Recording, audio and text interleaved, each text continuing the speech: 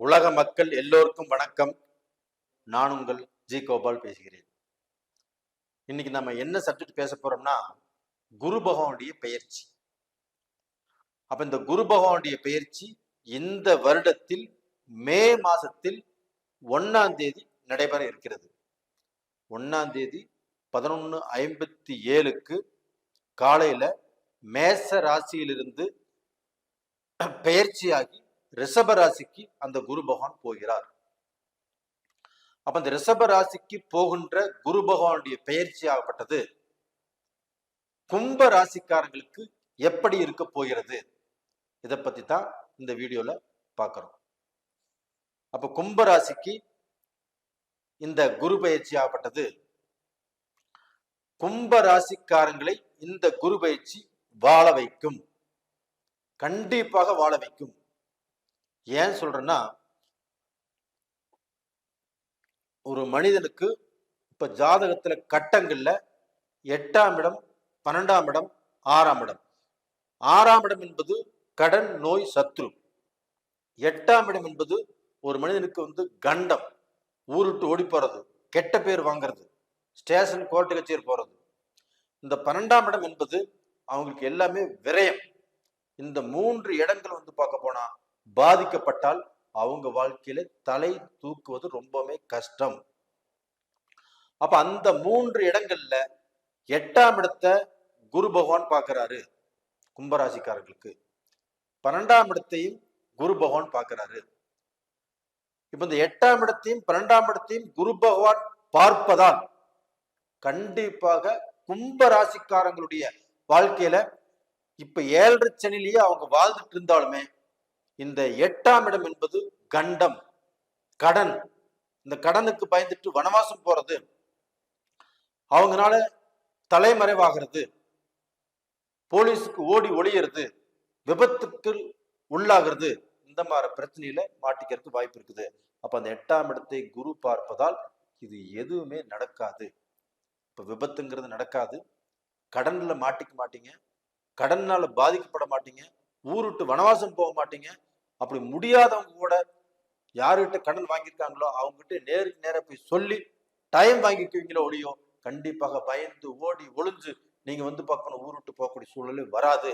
அப்படி நினைச்சிட்டு இருந்தா கூட கண்டிப்பாக இந்த வீடியோவை பார்த்துட்டு நீங்க மனசு மாறிக்கோங்க. இது 12ஆம் இடத்தை குரு பார்க்கறாங்க. அந்த 12ஆம் இடம் என்பது நம்மளுக்கு விரயங்கள். அப்ப நம்மளுக்கு கடன் பிரச்சனை வரும், நம்ம ஒரு தொழில் செஞ்சா லாஸ் ஆகும், ஒரு தொழில வேலையாட்கள் நமக்கு திருப்தியே அமைய மாட்டாங்க, நம்ம எது செஞ்சாலும் நமக்கு திருப்தியே ஆகாமல் கடன் பட்டு கஷ்டப்பட்டு நொந்து போயிருக்கும். அந்த 12ஆம் இடம் கெட்டு போயிருந்தால் அந்த 12ஆம் இடத்தை குரு பார்த்தால் கண்டிப்பாக அந்த கடன் உங்களுக்கு அமையாது, கடனால பாதிக்கப்பட மாட்டீங்க. அதே சமயத்துல உங்களுக்கு விரயங்கள் ஆகும், அதை சுப விரயங்களாக நீங்க மாத்திக்குவீங்க. ஒரு கல்யாணம், ஒரு குடும்பத்துல பார்க்க போன ஒரு முடி எடுக்கிறது, காது குத்துறது, ஒரு பொண்ணுக்கு விசேஷம் பண்றது, இதெல்லாமே நம்மளுக்கு நடக்கும். அதுபோக இந்த 12ஆம் இடத்தை குரு பார்க்கறதுனால 12ஆம் இடம் என்பது அயன சயன போகஸ்தானம். அப்ப குடும்ப வாழ்க்கையில அந்த சந்தோஷம் இருக்கும், அந்த தாம்பத்திய வாழ்க்கை நல்லா இருக்கும். நீங்க இடம் மாற்றத்தை நீங்க கேட்கறீங்களா, கண்டிப்பாக கடந்த காலங்களில் கிடைக்காத இடம் மாற்றங்கள் இந்த பீரியட்ல கண்டிப்பா கிடைக்கும். ஒரு ஸ்டேட் விட்டு ஸ்டேட் போகணும், ஒரு டிஸ்ட்ரிக்ட் விட்டு டிஸ்ட்ரிக்ட் போகணும், இல்ல ஒரு நாட்டை விட்டு ஒரு நாடு போகணும். இது மாதிரி நம்மளுக்கு ஒரு இடப்பெயர்ச்சி நம்ம எதிர்பார்த்துட்டு இருக்கிறோம். அந்த இடப்பெயர்ச்சி கிடைக்கவே இல்லைன்னா இந்த பீரியட்ல கண்டிப்பாக கிடைக்கும். அது போக வெளிநாடு சம்பந்தப்பட்ட தொழில் செய்யணும், வெளிநாட்டுல போய் நம்ம சம்பாரிச்சு நம்ம வாழ்ந்து காட்டணும். இப்ப வெளிநாட்டுக்கு போறோம், நம்ம சம்பாதிக்கிறோம், இந்தியாவில சொத்து வாங்குறோம், நாம நினைச்சபடியான ஒரு சந்தோஷமான வாழ்க்கையை வாழ்வதற்கு உண்டான வாய்ப்பு உருவாகும். அப்ப டோட்டலா பாத்தீங்கன்னா கும்பராசிக்காரங்களுடைய வாழ்க்கையில இந்த 8ஆம் இடத்தையும் 12ஆம் இடத்தையும் குரு பார்த்ததுனால கண்டிப்பாக உங்களுடைய வாழ்க்கை நல்ல நிலைமைக்கு வருவதற்குண்டான வாய்ப்பு இருக்குது. இப்ப அதே சமயத்துல பாத்தீங்கன்னா உங்களுக்கு 10ஆம் இடத்தையும் குரு பார்க்கிறார். அப்ப அந்த 10ஆம் இடம் என்பது என்ன, தொழில் ஸ்தானம். அப்போ ஒரு மனுஷனுக்கு தேவையே தொழில் தான். அந்த தொழில் நல்லா இருந்தால் மட்டும்தான் நம்மளுடைய தேவைகளை பூர்த்தி செய்ய முடியும், நல்லா சம்பாதிக்க முடியும், குடும்பத்தை நல்லா காப்பாற்றிக்க முடியும், நம்ம கடன் வாங்கின இடத்துல கடனை கட்ட முடியும். அதே சமயத்துல நம்ம ஒரு பொருள் வாங்கினாலும் பொருள் வாங்க முடியும். அப்ப அதுக்கு காரணம் தொழில். அந்த தொழில் ஸ்ட்ராங்கா இருக்கும் இல்லைங்களா? இப்ப கும்பராசிக்காரங்க அந்த தொழில்ல ஸ்ட்ராங்கா அமையாமல், அந்த தொழில்ல திருப்தி இல்லாமல், நல்லா செஞ்சுட்டு இருந்த தொழிலை இழுத்து மூடலாம்ங்கிற சூழ்நிலைக்கு வந்தாச்சு. அப்போ பெரிய பெரிய ஃபேக்டரி வச்சிருந்தவங்க, இன்னைக்கு 100 பேர் 200 பேருக்கு வேலை கொடுத்தவங்க, இன்னைக்கு அவங்க எல்லாமே இன்னைக்கு கண் பிதுங்கி பல குழப்பத்துக்கு ஆளாகி இருக்கிறாங்க. அப்ப டோட்டலா பாத்தீங்கன்னா அந்த தொழில்ல எந்த முன்னேற்றம் இல்லை, தொழில்ல பல ரூபத்துல நஷ்டம், ஒரு கான்ட்ராக்ட் கிடைக்கல.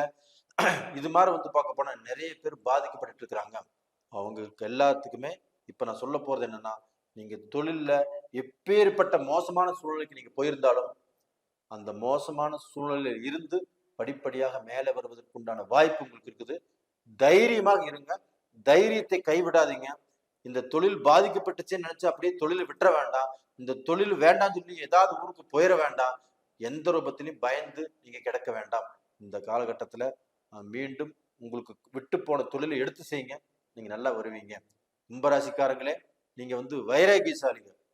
எதையுமே நம்ம சாதிக்கணும், நம்ம உருவாக்கணும், இவங்களுக்கு முன்னாடி வாழ்ந்து காட்டணும் அப்படின்னு ஒரு வைராகியம் படுத்தவங்க. அந்த வைராகியத்தோடு மீண்டும் புறப்படுங்கள்.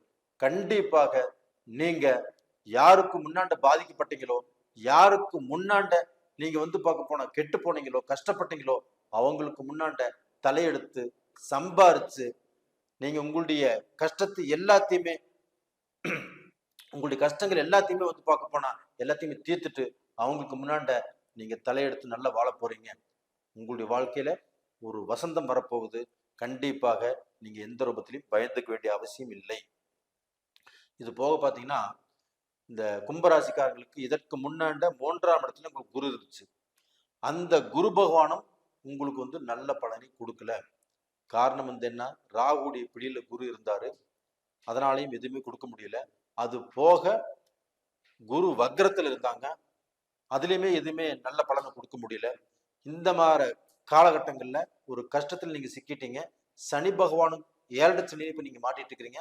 அது உங்க ஜென்மத்துல சனி இருக்குது. அப்ப இது மாதிரி ஒரு கஷ்டங்கள் வரும்போது நீங்க என்ன செய்யறதுனே தெரியாமல் ரொம்ப கஷ்டப்பட்டு ரொம்பவே பார்க்க போனா மோசமான சூழ்நிலைக்கு போய் நம்பணுங்க உங்களை கை விட்டுட்டாங்க.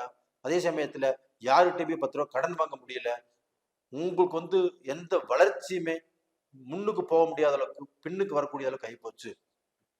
ரெண்டாவது பாத்தீங்கன்னா, உங்களை சுத்தி உள்ள செல்வந்தர்கள், ஒரு நல்ல சூழ்நிலை இருந்தவங்க, அவங்களும் உங்களை பார்க்க போன மோசம் பண்ணிட்டாங்க. அவங்க மூலியமாக நல்லது நடக்கல. இந்த காலகட்டத்துல கண்டிப்பாக உங்களுக்கு பெரிய மனிதர்களுடைய தொடர்பு, பெரிய மனிதர்களுடைய ஒரு செல்வாக்கு, அவங்கனாலேயே உங்களுக்கு தொழில், ஒரு முன்னேற்றம் இதெல்லாமே கிடைக்க போகுது. நீங்க நல்லா இருக்க போறீங்க, நீங்க நல்லா இருப்பீங்க. உங்களுக்கு பார்க்க போனா நீங்கள் ஜெயிப்பது உறுதி. நேயர்களே, இந்த பதிவு பிடிச்சிருக்குன்னு நினைக்கிறேன். பிடிச்சிருந்தா லைக் பண்ணுங்க, சப்ஸ்கிரைப் பண்ணுங்க, ஆல் அப்படிங்கிற பெல் பட்டனை பிரஸ் பண்ணிக்கோங்க. அதே சமயத்துல உங்களுடைய ஜென்ம ஜாதகத்துல நடக்கக்கூடிய தசா புத்திகள் உங்களுக்கு சாதகமா இருக்குதா பாதகமா இருக்குதா பார்த்துக்கோங்க. கீழே 2 நம்பர் கொடுத்துருக்குறோம், கான்டாக்ட் பண்ணுங்க, வாட்ஸ்அப் பண்ணுங்க. உங்களிடமிருந்து விடைபெறுவது உங்களின் ஜி கோபால். நன்றி, வணக்கம்.